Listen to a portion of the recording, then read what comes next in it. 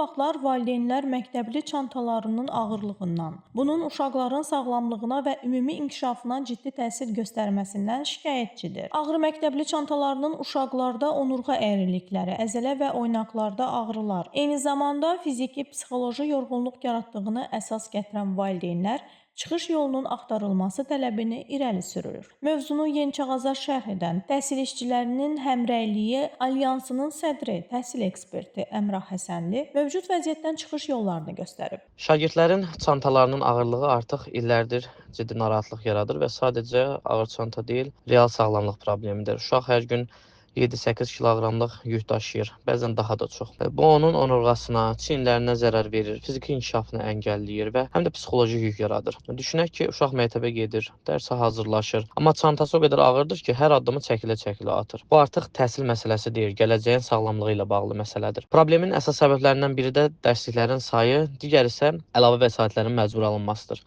Burada həm nəşriyyat, həm müəllim, həm də müəllif maraqları bir araya gəlir. Əlavə test kitabları, iş dəftərləri, müxtəlif vəsaitlər şagirdin çantasını hər gün daha da ağırlaşdırır. Uşaq məcbur qalır ki, bütün bunları aparsın, gətirsin. Nəticədə çanta artıq sadəcə ağır olmur. Bir yükə çevrilir ki, bu da uşağın həm fiziki, həm də psixoloji durumuna təsir edir. Həll yolları isə təbii ki, mövcuddur və onları tətbiq etmək lazımdır.